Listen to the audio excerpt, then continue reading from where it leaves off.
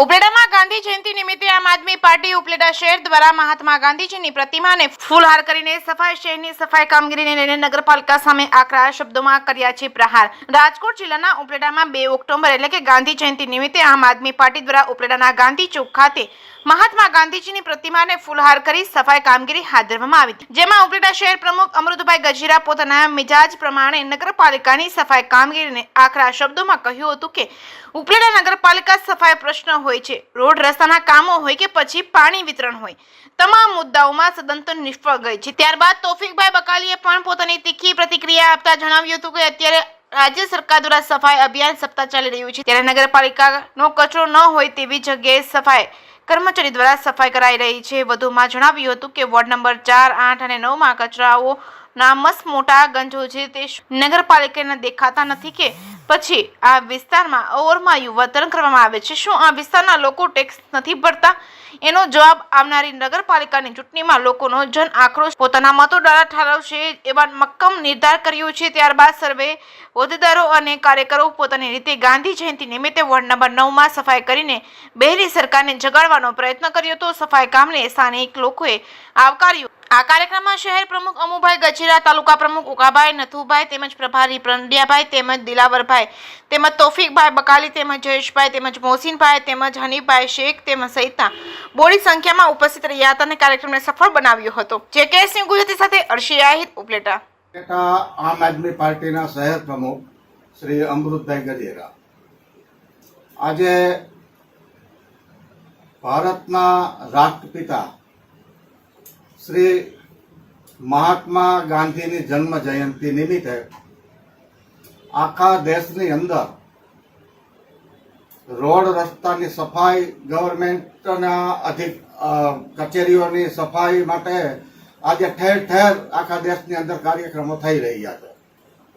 તો આના અનુસંધાને ઉપલેટા શહેરની અંદર ગાંધીજીની પ્રતિમાને હારતોરા કરી અને ઉપલેટા શહેરની અંદર જે ગંદકી ફેલાણી છે, ઉપલેટા શહેરની જે સોસાયટીનો જે વિસ્તાર છે એમાં છેલ્લા 40 થી 45 વર્ષથી રોડ રસ્તાના અભાવે જે ગંદકી ફેલાણી છે અને ઉપલેટાની જનતાને જે મુશ્કેલીઓ પડે છે એ તમામ વસ્તુની સાફ સફાઈ કરી અને લોકોને એવો મેસેજ આપશે કે આ નગરપાલિકા ઉપલેટાની જનતા પાસેથી રોડ રસ્તાના ટેક્સ ઉઘરાવે છે, સફાઈના ટેક્સ ઉઘરાવે છે, પણ સફાઈના નામે મીંડું છે, રોડ રસ્તા સોસાયટીઓ વિસ્તારના બિસ્માર છે, ચોમાસાની અંદર ઠેર ઠેર પાણી ભરાય છે અને ઘરમાં પણ પાણી ઘૂસી જાય છે।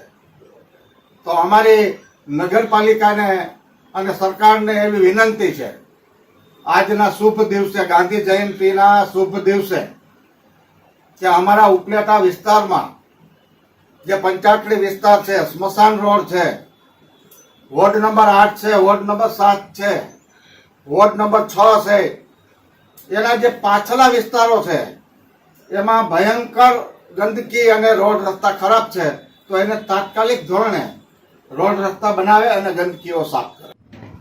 હું તોફિક બકાલી, ઉપલેટા શહેર આમ આદમી પાર્ટી કાર્યકર।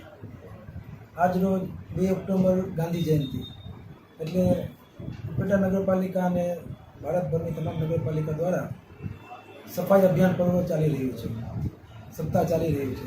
તમે જોઈ રહ્યા છો કે ઉપલેટામાં જ્યાં કચરો નથી હોતો ત્યાં નગરપાલિકાના કર્મચારીઓ બેનર લઈને પેલા કચરો ઠાલવે છે અને પછી તેઓ ભરતા હોય છે, તેઓ એક જાતનું ડિંડર કરતા હોય છે કે અમે સફાઈ કરતા હોય છે, ખરેખર સફાઈ થતી નથી હોતી।